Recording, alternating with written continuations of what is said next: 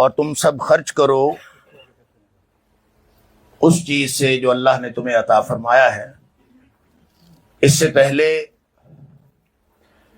کہ کسی کی موت آ جائے اور پھر وہ یہ کہتا پھرے کہ رب لولا اخرتنی الی اجل قریب، کہ اللہ تو نے مجھے تھوڑی سی مہلت اور کیوں نہ دے دی، فاصدق واکن من الصالحین، اور میں صدقہ کر کے نیک لوگوں میں سے ہو جاتا۔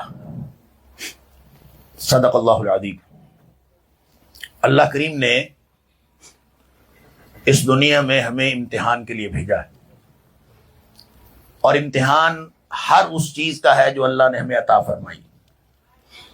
اللہ تعالیٰ نے ہمیں زندگی دی، اس کا بھی امتحان ہے، قیامت والے دن سوال ہوگا۔ اللہ تعالیٰ نے ہمیں جوانی دی، اس کا بھی قیامت والے دن سوال ہوگا، یہ بھی امتحان ہے۔ اللہ تعالیٰ نے مال دیا، اس کے بارے میں 2 سوال ہوں گے، کمایا کہاں سے اور خرچ کہاں کیا۔ اور علم پڑھا تو کتنا علم پڑھا، کیسا نفع والا علم پڑھا، اور اس کے اوپر پھر عمل کتنا کیا۔ یہ وہ سوالات ہیں کہ نبی اکرم صلی اللہ علیہ وسلم نے فرمایا کہ قیامت والے دن آدم کی اولاد میں سے کسی کے بھی قدم ہل نہ سکیں گے اللہ کے سامنے سے جب تک وہ ان سارے سوالوں کا جواب نہ دے لیں۔ لہذا ہر وہ چیز جو اللہ نے ہمیں عطا فرمائی ہے اس کا امتحان جاری ہے، اور کامیاب وہ ہوگا جو اس کو خرچ کرے گا۔ اللہ تعالیٰ نے سورہ بقرہ کی ابتدا میں ہی جب اپنے نیک بندوں کے بارے میں ان کی چند صفات کا تذکرہ کیا کہ اللہ تعالیٰ کی طرف سے جب بھی ہدایت نازل ہوئی، اللہ تعالیٰ کی طرف سے قرآن نازل ہوا، نبی پاک صلی اللہ علیہ وسلم کی تعلیمات آئیں، اس کے رسپانس کے اعتبار سے اس کا رد عمل دینے کے اعتبار سے انسان ہم 3 قسم کے ہو گئے۔ ایک وہ ہو گئے جنہوں نے مان لیا، اور ایک وہ جنہوں نے نہیں مانا، اور تیسرے وہ ہیں جنہوں نے حقیقت میں نہیں مانا لیکن زبان سے کہتے ہیں کہ ہم نے مان لیا۔ تو پہلے لوگ جو ہیں ان کو اللہ تعالیٰ نے نام دیا متقین، دوسرے کافرین، اور تیسرے منافقین۔ کامیاب صرف متقین نے ہونا ہے۔ پھر ان کی صفات بتائیں، ان کی صفات کیا ہیں؟ فرمایا مما رزقناہم ینفقون، غیب پر ایمان رکھتے ہیں، الذین یؤمنون بالغیب ویقیمون الصلاۃ، نمازیں قائم کرتے ہیں، ومما رزقناہم ینفقون، اور جو کچھ ہم نے ان کو دیا ہے اس میں سے وہ خرچ کرتے ہیں۔ اللہ اکبر! یہ جو اللہ نے دیا ہے اس میں سے خرچ کرتے ہیں، تو ہم عام طور پر سمجھتے ہیں شاید اس سے مراد مال ہے۔ یہ صرف مال اس سے مراد نہیں ہے، اس سے مراد ہر وہ چیز ہے جو اللہ نے عطا فرمائی۔ کون کون سی چیز؟ اللہ کا دیا ہوا رزق کیا کچھ ہے؟ اللہ کا دیا ہوا رزق زندگی بھی ہے، اللہ کا دیا ہوا رزق یہ جو سانس چل رہی ہے یہ بھی اللہ کی دی ہوئی ہے، اور یہ سانس اندر آنے والی سانس اندر رک جائے، باہر گئی ہوئی باہر سے اندر نہ آئے، یہ کسی بھی وقت اللہ تعالیٰ کا حکم ہو جائے گا تو یہ سارا ختم ہو جائے گا۔ لہٰذا ایک ایک سانس اللہ کا رزق ہے، اور اس رزق میں سے خرچ کرنے کا حکم ہے۔ وَمِمَّا رَزَقْنَاهُمْ يُنْفِقُونَ، اس میں سے وہ خرچ کرتے ہیں، اللہ کے دیے ہوئے میں سے خرچ کرتے ہیں۔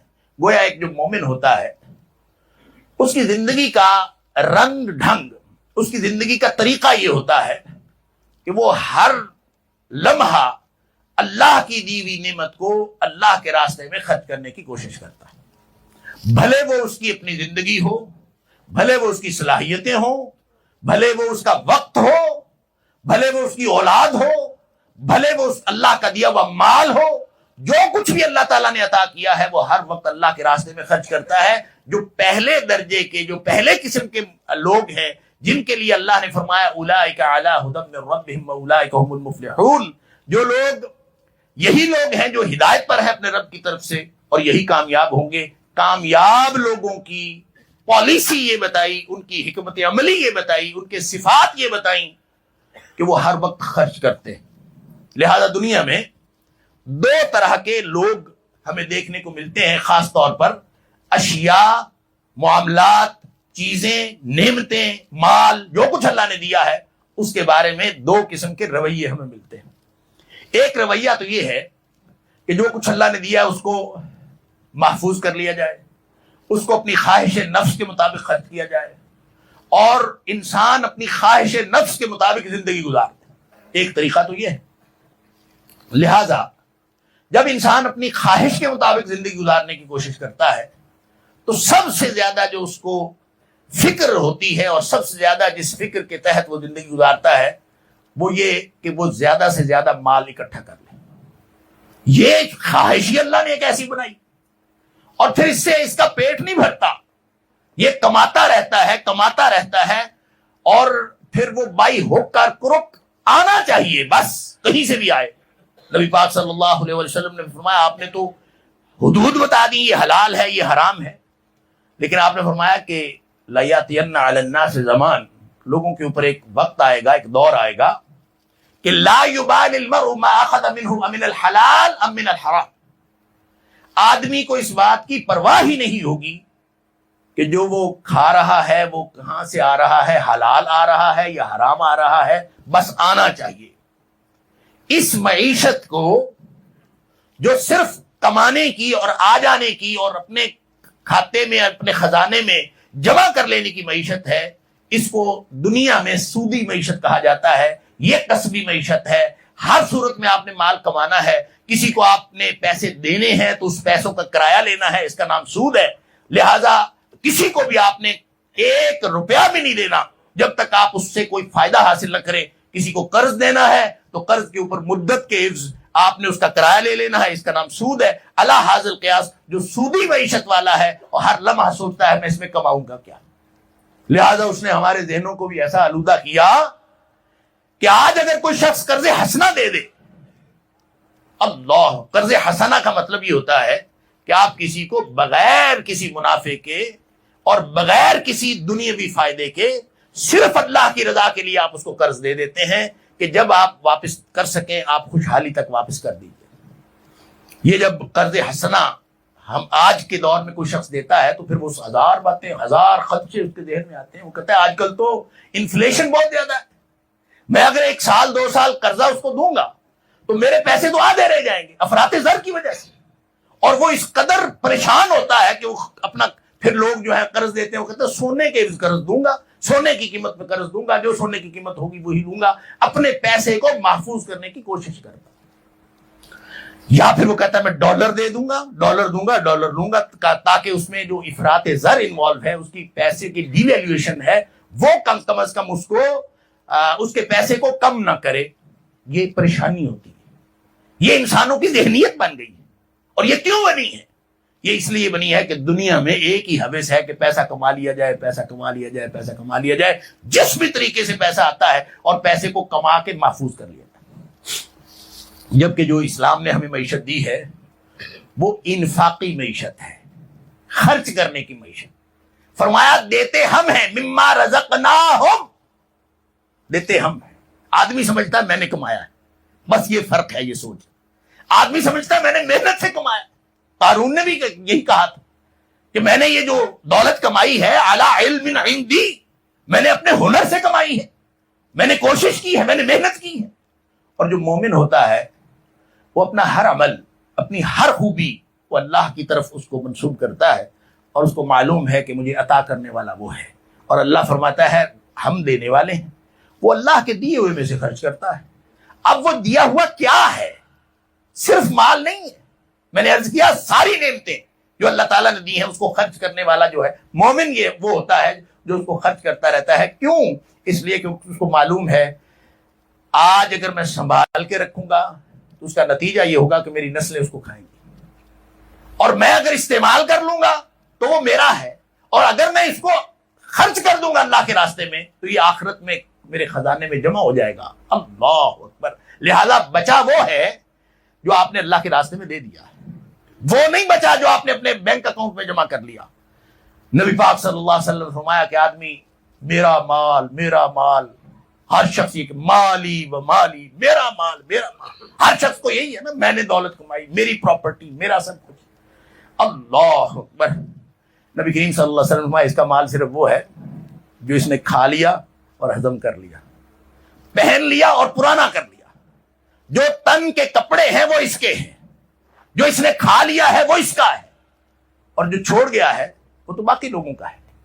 اور رہ گئی یہ ہرس اور یہ حوث کہ میرا مال بڑھ جانا چاہیے، چاہے وہ حلال طریقے سے کوشش کرے چاہے وہ حرام طریقے سے کوشش کرے. دیکھیں، حلال طریقے سے کمانا اور کمانے کی کوشش کرنا نہ صرف یہ کہ ناجائز نہیں ہے، بلکہ یہ اللہ کے ہاں بڑی پسندیدہ ہے.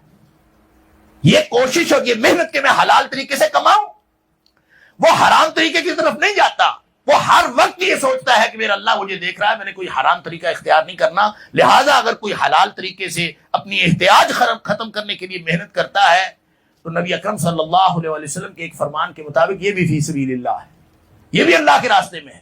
ایک شخص کو آپ نے دیکھا تھا، صحابہ کرام نے دیکھا، لمبا تڑنگا آدمی، اور وہ جا رہا ہے، غالباً کوئی جہاد کا موقع ہوگا. صحابہ جو ہے وہ جہاد کے لیے جا رہے ہوں گے، وہ کہیں اور جا رہا تھا. لوگوں نے اس کو انڈیکیٹ کیا، نبی پاک صلی اللہ علیہ وسلم کو بتایا کہ یہ دیکھیں، کاش یہ بھی فی سبیل اللہ جہاد کے لیے جا رہا ہوتا. اتنا خوبصورت نوجوان ہے، کاش یہ بھی جہاد فی سبیل اللہ کے لیے جا رہا ہوتا. نبی پاک صلی اللہ علیہ وسلم نے فرمایا کہ اگر وہ حلال روزی کمانے کے لیے جا رہا ہے تو بھی فی سبیل اللہ ہے. آپ نے فرمایا اگر وہ اپنے والدین کی خدمت کے لیے جا رہا ہے تو بھی فی سبیل اللہ ہے، اور اگر وہ اپنے بچوں کا پیٹ پالنے کے لیے رزق حلال کمانے کی تگ و دو میں جا رہا ہے تو بھی فی سبیل اللہ ہے. اور اگر وہ اس نیت سے جا رہا ہے کہ اللہ مجھے کسی کا محتاج نہ کرے اور میں ہر طرح کی احتیاج سے بچ جاؤں، کسی کے سامنے ہاتھ پھیلانے سے بچ جاؤں، اس نیت سے جا رہا ہے تو بھی فی سبیل اللہ. اللہ، لہذا حلال طریقے سے مال کمانا اور حلال طریقے سے مال کمانے کی کوشش کرنا یہ نہ صرف جائز ہے بلکہ محمود ہے، مطلوب ہے، اور اللہ کے ہاں اس کا بڑا اجر ہے. لیکن صرف کمانے کی فکر کرتے رہنا کہ حلال ہو حرام ہو بس میرے پاس آ جانا چاہیے، یہ اصل میں دنیا میں جتنی سودی معیشت ہے اور جتنی سود کی کمائی کسبی معیشت ہے، اس کا جو تصور ہے وہ یہ ہے کہ اس نے ہمارے ذہنوں میں یہ قرض حسنہ کا تصور بھی دھندلا دیا ہے. کسی کو صدقہ کرنا تو خیر دور کی بات ہے. دیکھیں، قرض حسنہ دینا کیوں ہے؟ قرض حسنہ اس لیے نہیں دینا کہ آپ افراط زر سے بچ جائیں گے، کوئی دنیاوی فائدہ ہوگا. قرض حسنہ دینا ہے اللہ کی رضا کے لیے. لہٰذا آپ بات کرتے ہیں ڈی ویلیوشن کی، آپ بات کرتے ہیں افراط زر کی، آپ بات کرتے ہیں کہ روپیہ جو ہے اس کی قدر قیمت کم ہو جائے گی.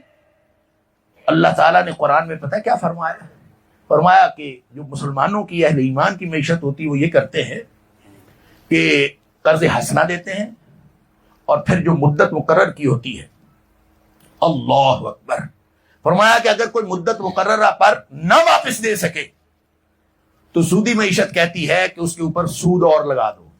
اگر یہ طے ہوا تھا کہ ایک مہینے بعد 1 لاکھ روپے کے اوپر 5,000 دینا ہے اور مہینہ گزر گیا اور وہ 1 لاکھ روپے واپس نہیں دے سکا، تو سودی معیشت کہتی ہے کہ اس کے اوپر اب 1,05,000 کے اوپر سود لگا دو. سود در سود، سود مرکب اس کو کہتے ہیں. لیکن نبی اکرم صلی اللہ علیہ وسلم کی دی ہوئی معیشت اور اہل ایمان کی معیشت یہ کہتی ہے کہ اللہ تعالیٰ قرآن میں فرماتا ہے کہ اگر وہ جس نے قرض لیا تھا وہ نہیں دے سکتا، فَنَادِرَةٌ إِلَىٰ مَيْسَرَةٍ، تو اس کو خوشحالی تک اور مہلت دے دو کہ جب تیرے پاس ہوگا تب دے دینا.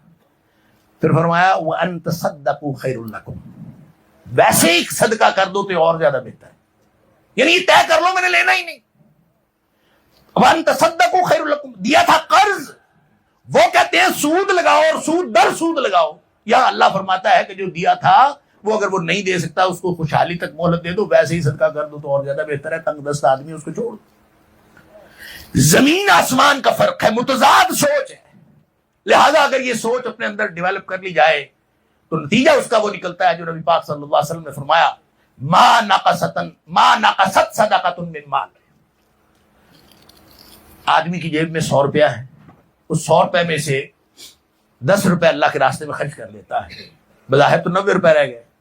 آدمی جو گنتی کرتا ہے، گنتی میں 100 میں سے 90 رہ گئے 10 روپے دینے سے. نبی پاک صلی اللہ علیہ وسلم نے گارنٹی دی ہے کہ صدقہ کرنے سے مال کم نہیں ہوتا. مال کم نہیں ہوتا. ما نقصت صدقۃ من مال، اگر صدقہ کیا ہے بظاہر لگتا ہے کہ 100 میں سے 10 روپے دینے سے 90 رہ گئے ہیں، لیکن حقیقت میں اس 90 میں اللہ تعالیٰ وہ برکت ڈالے گا جو آپ کے 110 میں بھی برکت نہیں ہوگی. اللہ تعالیٰ اس 90 کے اندر ایسی برکت ڈال دیتا ہے, اور جو برکت ہے اس کا وہ انسانوں کی کیلکولیشن میں نہیں آتی. برکت اور ہی چیز ہے, اور وہ اللہ کی طرف سے ہوتی ہے, وہ کیلکولیشن میں نہیں آتی, وہ غیر مرئی ہے. دیکھیں مثال کے طور پر اللہ تعالیٰ فرماتا ہے کہ وَمَنْ أَعْرَضَ عَنْ ذِكْرِي فَإِنَّ لَهُ مَعِيشَةً ضَنْكًا, جس نے ہمارے ذکر سے منہ موڑا ہم اس کی معیشت تنگ کر دیتے ہیں. معیشت تنگ ہو جاتی. اب معیشت کا اللہ کے حکم سے منہ موڑنے اور اللہ کے ذکر سے منہ موڑنے کے ساتھ کیا تعلق ہے؟ دنیا کے بڑے بڑے ماہرین معیشت اور ماہرین معاشیات بٹھا لے, کوئی کیلکولیشن کے اندر اور نظر آنے والے نتائج کے اندر اللہ کے ذکر اور معیشت کے درمیان کوئی کنیکشن پیدا نہیں کر سکتا کہ اللہ کے ذکر کا معیشت کے ساتھ کیا تعلق ہے. اللہ فرماتا ہے کہ اگر تم نماز پڑھ لو فَإِذَا قُضِيَتِ الصَّلَاةُ, نماز پڑھ لو فَانْتَشِرُوا فِي الْأَرْضِ وَابْتَغُوا مِنْ فَضْلِ اللَّهِ, نکل جاؤ اپنے اپنے دفتر میں بیٹھو, کاروبار پہ بیٹھو, منڈیوں میں جاؤ, بازاروں میں جاؤ, دکانوں پہ بیٹھو. وَاذْكُرُوا اللَّهَ كَثِيرًا لَعَلَّكُمْ تُفْلِحُونَ, یاد رکھو گے نا اللہ کو تو پھر کامیاب ہو جاؤ گے. وہی بازار ہے, وہی مارکیٹ ہے, وہی دکان ہے, وہی سودا بیچنا ہے. اگر اللہ کو یاد رکھتے ہوئے بیچا تو وہ کامیابی کی ضمانت ہے. کاروباری ہے نا, کاروباری. تو نبی پاک صلی اللہ علیہ وسلم فرماتے ہیں کاروباری سارے جہنمی ہیں. ان التجار هم الفجار, ترمذی شریف کی حدیث. اللہ, سارے کاروباری جہنمی. ان التجار هم الفجار, اور قرآن نے کہا ان الفجار لفی جحیم, جو فجار ہے نا, فاسق و فاجر لوگ, وہ جہنم میں جائیں گے. گویا نبی پاک صلی اللہ علیہ وسلم فرما رہے ہیں سارے کاروباری جہنمی. جلال نبوت, پھر اس کے اوپر اس قدر پر جلال اور ہولناک اور خوفناک جملہ, ان التجار هم الفجار, سارے کاروباری جہنمی. تو کسی نے آگے سے بولنے کی, نبی پاک صلی اللہ علیہ وسلم کے سامنے بولنے کی کس کو ہمت ہوگی؟ تو حدیث کے الفاظ میں یہ بات نہیں ہے. مجھے حدیث کے سیاق و سباق سے لگتا ہے کہ کسی نے ڈرتے ڈرتے ہی پوچھا ہوگا, اللہ کے رسول صلی اللہ علیہ وسلم, الیس قد احل اللہ البیع, کیا اللہ نے کاروبار حلال نہیں کیا؟ آپ فرما رہے ہیں سارے کاروباری جہنم میں جائیں گے, تو کیا اللہ نے کاروبار حلال نہیں کیا؟ نبی پاک صلی اللہ علیہ وسلم, بلا, اللہ نے حلال تو کیا ہے, لیکن یہ کاروباریوں کا معاملہ یہ ہے جب یہ بات کرتے ہیں تو جھوٹ بولتے ہیں. جب یہ بات یحدثون فیکذبون, جب یہ بات کرتے ہیں تو جھوٹ بولتے ہیں. وَيَحْلِفُونَ فَيَأْثِمُونَ, یہ پھر قسمیں اٹھاتے ہیں اور یہ گناہگار اور جہنمی ہوتے ہیں. اگر یہ ایک کاروبار کرنے کا انداز ہے, قسمیں اٹھا کے, جھوٹ بول کے, اپنے گاہک کو چکر دے کے, اس کو مکر و فریب دے کے, اس کو کوئی نہ کوئی دو نمبری کر کے اس کو سودا بیچ دینا, یہ کاروبار کا ایک انداز ہے, وہی کاروبار ہے, وہی جگہ ہے, وہی بازار ہے, وہی منڈی ہے, وہی کاروباری ہے, تو فرمایا وہ جہنم میں جائے گا. وہی کاروبار ہے, وہی بازار ہے, وہی منڈی ہے, وہی بیٹھا.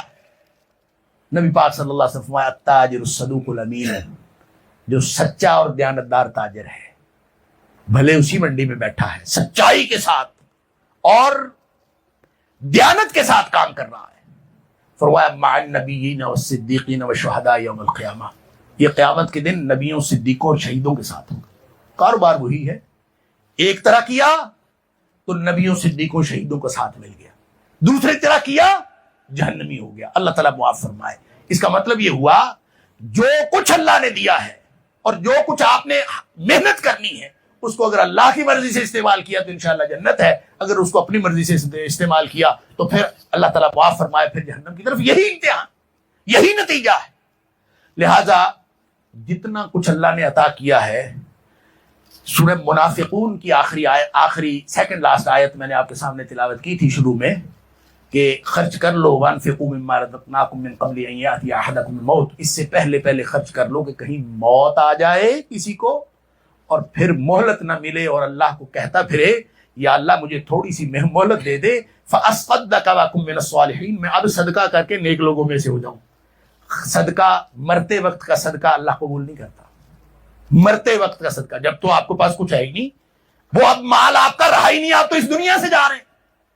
فرمایا اس وقت خرچ کرو وانت صحیح شحیح, جس وقت آدمی تندرست بھی ہو، خواہشات بھی جوان ہو، تمنائیں آرزوئیں امنگیں جوان ہوں، اس وقت جب انسان خرچ کرتا ہے تو وہ اللہ اس کو قبول کرتا ہے۔ اور پھر خرچ کتنا کرنا ہے؟ خرچ کرنے کا یعنی وہ چاہے، میں نے عرض کیا اللہ کے رزق کی ہر چیز، مال کے علاوہ باقی چیزیں بھی، جتنی جتنی چیزیں آپ خرچ کرتے جاؤ گے، قانون اللہ کا یہ ہے کہ دیا چکے اس نے ہے تو آپ نے روک لیا تو پیچھے سے بھی سٹاپ لگ جاتا ہے، اور اگر آپ نے آگے پہنچانا شروع کر دیا تو پیچھے سے کمک اور آنا شروع ہو جاتی ہے۔ نبی پاک صلی اللہ علیہ وسلم فرمایا ایک فرشتہ، اللہ تعالیٰ فرشتوں کی ڈیوٹی لگا دیتا، ہر روز فرشتے منادی کرتے اللہم اعط منفقا خلفا، اللہ جو خرچ کرتا ہے اس کو اور عطا فرما، یعنی فرشتہ کھڑا دعا کر رہا ہے، اس کی ڈیوٹی لگی ہوئی ہے، اللہ جو خرچ کرتا ہے اس کو اور عطا فرما، اور جو روک لیتا ہے اللہم اعط ممسکا تلفا، جو شخص مال کو روک لیتا ہے اللہ اس کا یہ مال بھی تباہ و برباد کر دے۔ یہ فرشتے دعا کرتے رہتے ہیں، اس کا مطلب یہ ہے اللہ کو جو چیز اللہ سے چاہیے نا اس کو خرچ کرنا شروع کر دو، قانون ہی سیدھا ہے۔ جس کو عزت چاہیے وہ لوگوں کی عزت کرنا شروع کر دے، اللہ تعالیٰ اس کی عزتیں بڑھا دیتا ہے۔ جس کو مال چاہیے وہ لوگوں میں مال خرچ کرنا شروع کر دے، اللہ تعالیٰ اس کو مالدار بنا دیتا ہے۔ اور جس کو جو چیز اللہ تعالیٰ سے چاہیے وہ دینا شروع کر دے تو اللہ تعالیٰ پیچھے سے اور کمک عطا فرمانا شروع کر دے گا۔ لہٰذا جس کو اللہ نے جتنی زندگی دی ہے، جتنی دولت دی ہے، جتنا اولاد دی ہے، اللہ نے گھر دیا ہے، اللہ تعالیٰ نے وقت دیا ہے، اللہ تعالیٰ نے صلاحیتیں دی، مومن کو یہ ساری صلاحیتیں اللہ کے راستے میں خرچ کرنی ہے، اور سارا کچھ اللہ کے راستے میں خرچ کرنا ہے، پھر جا کے کامیابی ملے گی۔ اگر ہم یہ انفاقی تصور نہ رکھیں کہ ہر چیز میں نے خرچ کر دینی ہے، بچے گا وہی جو خرچ ہو گیا۔ کہتے ہیں کہ ایک صحابی تھا، اس نے اپنے گھر کا جو سامان تھا، یہ صحابہ کے گھر میں سامان ہی کیا ہوتا تھا، تو اپنا سامان جو ہے وہ آہستہ آہستہ کم ہونا شروع ہو گیا۔ تو کسی دوسرے نے پوچھا کہ حضرت آپ کے گھر کا سامان کم ہونا شروع ہو گیا؟ انہوں نے کہا میں نے ایک نیا گھر بنایا ہے، میں اپنا مال ادھر شفٹ کر رہا ہوں، اور جب مکمل شفٹ ہو جائے گا تو میں بھی وہاں چلا جاؤں۔ کون سا گھر بنایا؟ اس نے کہا جنت کا گھر، میں اس کے لیے اپنی چیزیں آگے منتقل کر رہا ہوں۔ گھر کی چیزیں وہ صدقہ خیرات کیے جا رہے تھے تاکہ اگلے گھر میں محل میں منتقل ہو جائے۔ یا ایھا الذین آمنوا اتقوا اللہ ولتنظر نفس ما قدمت لغد، ہر شخص اس بات کا دھیان رکھے کہ کل کے لیے اس نے آگے کیا بھیجا ہے۔ اللہ، لہذا موت آنے سے پہلے پہلے جو خرچ کرنا ہے کر لو، وہی کام آئے گا۔ نبی پاک صلی اللہ علیہ وسلم نے نماز کرائی، اور جماعت کرانے کے بعد جلدی جلدی لوگوں کے کندھے پھلانگتے ہوئے نبی پاک صلی اللہ علیہ وسلم گھر کو تشریف لے۔ صحابہ حیران ہو گئے، پتہ نہیں کیا ہو، اور کبھی نبی پاک صلی اللہ علیہ وسلم اتنی جلدی میں تو کوئی کام کیا ہی، جلدی جلدی نبی پاک صلی اللہ علیہ وسلم گھر میں۔ صحابہ سارے آپس میں چیمے گوئیوں پریشان، پتہ نہیں کیا بس۔ تھوڑی دیر بعد نبی پاک صلی اللہ علیہ وسلم اطمینان کے ساتھ باہر تشریف لے آئے۔ اللہ اکبر۔ صحابہ نے پوچھا حضرت آپ نے پہلے تو ایسے کبھی نہیں کیا۔ فرمایا کہ مجھے نماز میں یہ خیال آیا تھا کہ سونے کی چھوٹی سی ٹکڑی میرے گھر میں پڑی رہ گئی تھی جس کو میں صدقہ نہیں کر سکا، تو مجھے یہ خوف لاحق ہوا کہ کہیں میری موت آ جائے اور وہ پڑی رہ جائے صدقے کے بغیر، تو کہیں میری موت نہ آ جائے، میں اس لیے جلدی سے گیا ہوں اور اب اس کو صدقہ کر دیا، اب میں اطمینان سے واپس آ گیا۔ لہذا وانفقوا مما رزقناکم من قبل ان یاتی احدکم الموت، موت آنے سے پہلے اپنے ہاتھوں سے جو خرچ کر دیں گے وہی انشاءاللہ اللہ کے ہاں ہمارے لیے آخرت میں جمع ہو جائے گا اور ہمیں جنت میں ملے گا۔ اور یہ خرچ کرنا میں ایک دفعہ پھر عرض کرتا ہوں کہ صرف مال نہیں ہے۔ اللہ سے یہ دعا نہ کیا کریں کہ اللہ ہمارے سجدے قبول کر لے، ہماری نمازیں ہمارے روزے قبول کر لے۔ اللہ سے دعا کیا کریں اللہ ہماری زندگیاں قبول کر لے، اللہ ہماری اولادوں کو قبول کر لے۔ جو کمایا ہوا مال، جو تھوڑی بہت چیز ہے، یہ تو اور نمازیں یہ اللہ کی توفیق سے، سجدے اللہ کی توفیق سے ہوتے ہیں۔ اللہ جب کسی سے ناراض ہوتا ہے نا تو وہ روزی روٹی نہیں روکتا، اللہ سجدے کی توفیق روکتا ہے، سجدے کی توفیق چھن جاتی ہے۔ لہذا جس سے سجدے کی توفیق چھن جائے اس کو ڈرنا چاہیے اللہ سے، اس کو استغفار کرنا چاہیے۔ روزی روٹی تو اللہ کافروں کو بھی دیتا ہے، اللہ تعالیٰ سب کو دیتا ہے۔ اللہ تعالیٰ مجھے اور آپ کو، ہم سب کو اس دنیا میں جو جس امتحان کے لیے اللہ نے بھیجا ہے، اس امتحان میں کامیابی کے لیے ہر چیز اللہ کے راستے میں خرچ کر دینے کی توفیق عطا فرمائے۔